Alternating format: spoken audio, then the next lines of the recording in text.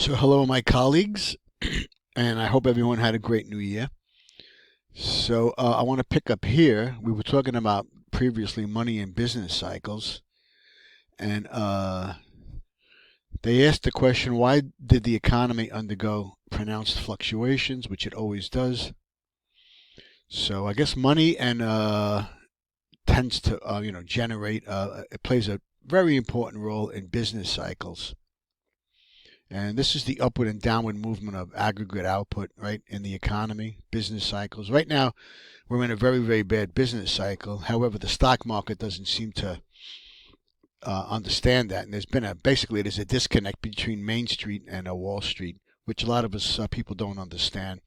But so be it. That's the way it is. So business cycles tend to affect all of us in immediate and important ways. When output is rising, it is easier to find a good job. When output is falling, finding a good job might be difficult. This is an interesting jobs cycle now we're in, because basically a lot of people are out of work, and I think companies what they're trying to do is get cheaper labor. So it's the current job cycle is very complicated. All right, so figure 3 shows the movement of the rate of growth of the money supply. So here's the figure 3, right? And so here's the money growth. And you see these lines here, they represent basically recessions. It says here, shaded areas represent recessions. And basically what recessions are, as they say here, is declining aggregate output.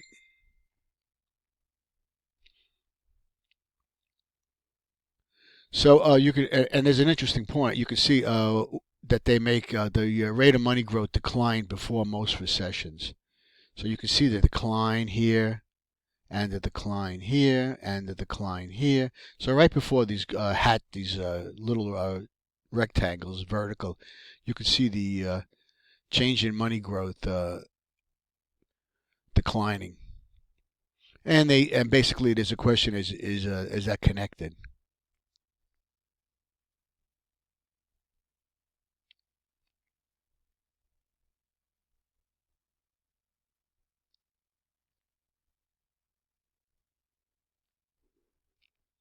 All right. So what I want to talk about now is anyway. Make a couple good points here. We explore how money and monetary policy might affect aggregate output in Chapter 22 through 25, they're going to study monetary policy. And the definition of monetary policy is simply the theory that relates changes in the quantity of money to changes in economic activity. And basically, monetary policy is set by the Federal Reserve, right? They're raising lower interest rates. Okay, they have mandates, right? Maximum employment, low inflation. Okay. All right. So, of course, the basically rough part about money all the time is this ugly, horrible word called inflation, right? And inflation is something we have to always invest to stay ahead of. And this is why I push investment in stock markets and everything. So you can see here the money you paid $10 to see last week would have set you back only $1 or two 30 years ago. In fact, for $10, you probably could have had dinner, seen the movie, and bought yourself a big bucket of hot buttered popcorn. So you can see prices here. You notice how there's a correlation between the money supply and aggregate price level. So here you can see prices going up. So from 1960 to 2017, the price level has increased more than sixfold. Right? You can see that.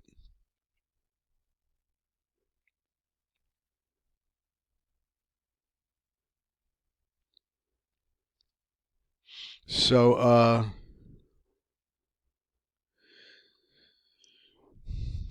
basically these words that are important is the aggregate price level, and that's the price level of goods,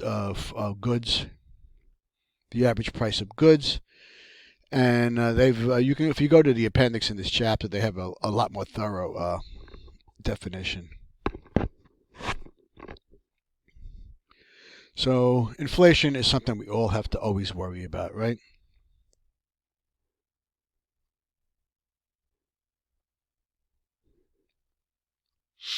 So the question, of course, is what explains inflation? And as you saw in figure 4, the money supply versus the price level. So the price level and the money supply generally rise together, as we saw, right? So if we look here, you see them going up, right? So a continuing increase in the money supply might be an important factor in causing the continued increase in the price level. Okay?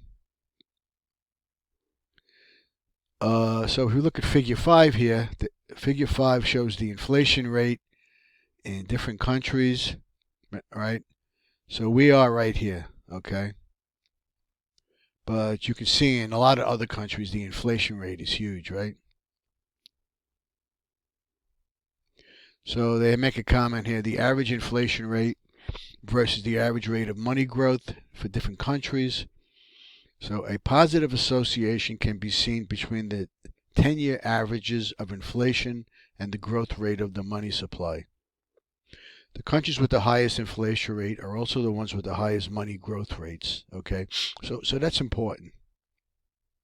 So that's important.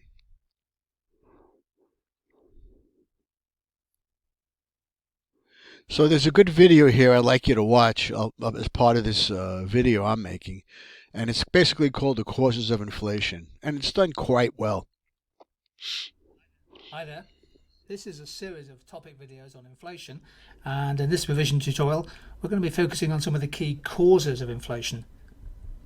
I'm reminded that inflation is a sustained increase in the general price level, and the rate of inflation is the annual percentage change in prices. This is an updated chart from the IMF and their World Economic Outlook showing the countries in 2015 with the highest rates of inflation. All of them have inflation of more than 10%. Look how inflation has taken off in Venezuela, a country with inflation of over 150%. In any normal circumstances, inflation of 50% in Ukraine would be the world's highest, not in 2015. Venezuela is a country with a deep economic crisis to address. So what are the main causes of inflation? It's quite good to make a distinction between demand pull and cost push. So let's look at the two. Demand pull inflation is typically caused by there being an excess of aggregate demand for goods and services. We tend to associate demand pull inflation with economies that are going through a boom phase in the economic cycle. There could be a monetary or a credit boom fueling consumer spending, for example. And price rises tend to go up more quickly when an economy is getting close to its full capacity level. In other words, aggregate supply is becoming inelastic. Demand pull inflation is most likely to happen when there is a positive output gap. In other words, the level of demand for goods and services, aggregate demand, is greater than the economy's normal potential GDP. Cost push inflation is on the supply side of the economy, and it happens when producers of goods and services experience an increase in their costs, and they decide to increase their prices in order to protect their profitability.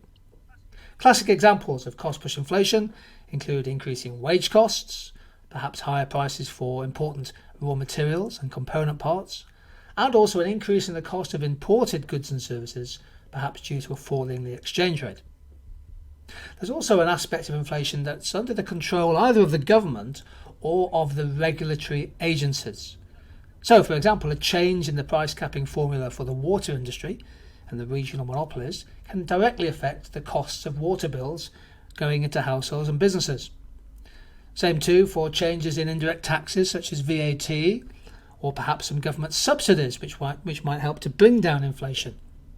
Increasingly, of course, governments are using environmental taxes to affect people's behaviour, from the carbon tax to the landfill duty to the sugar tax, for example. So environmental taxes affecting businesses will also affect inflation, particularly if they pass on those charges to the consumer. So this slide looks at the important distinction between demand pull and cost push inflation.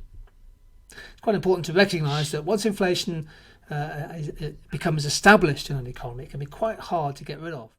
In other words, we see a rise in inflation expectations. When inflation goes up, let's say from 2% to 5%, agents in the economy, that could be businesses, it could be individual workers, it could be banks, they're going to change perhaps their expectations of what inflation will be in the year or two ahead. Workers, for example, might decide to bid for higher wages.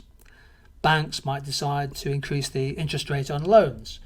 And both agents are trying to protect the real value either of their wage or the interest they're getting from lending out. So inflation can be affected significantly by changes in inflation expectations. And that's worth bearing in mind when you think about causation. Here are some factors affecting inflationary pressure in the economy.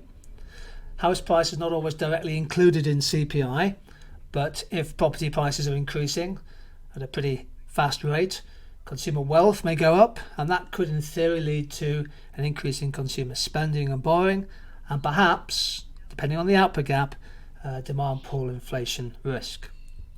Another factor could be an external cause of inflation. So for example, if oil prices go up, this feeds into higher costs for transport companies, for airlines, for companies making plastic packaging, for example, and that will be a cause of cost push inflationary factors. The exchange rate is quite important. When the pound falls, for example, the cost of imported oil and energy and food and drink goes up, and that can feed directly into the consumer price index. So a falling exchange rate tends to cause an increase in cost push inflation. And if the lower, more competitive exchange rate leads to a substantial increase in exports, then there could also be potentially demand pull inflation risk from that side as well. And of course, keep in mind that inflation is nearly always a monetary phenomenon. So in countries where there is a fast growth of money and credit, for example from the banking system, financing increasing consumer spending on goods and services, that too can cause some demand pull inflation. So cost push, how do we show that on a diagram? We've said that cost push inflation is when firms respond to their higher costs by choosing to raise price to protect their profits. That's quite important. They're trying to protect their profit margins. Unit labour costs might have gone up, component prices may have increased, exchange rate may have fallen, or perhaps the business is being affected by, for example, an increase in an environmental tax. Those higher costs cause an inward shift of aggregate supply from AS1 to AS2 and can lead to higher prices, as shown on my diagram. That's cost push inflation. Demand pull inflation is on the other side of the macro economy and is a result of an outward shift of aggregate demand, especially when aggregate supply is inelastic. You can see from this diagram that AD1 shifts to AD2, the general price level goes up, aggregate supply fairly inelastic, and that can cause some demand pull inflation. I think the key point is that with demand pull inflation, the economy is perhaps running up against capacity constraints. Producers are using the opportunity of high demand to raise their price to make more profit. And we associate demand pull inflation when an economy has a positive output gap.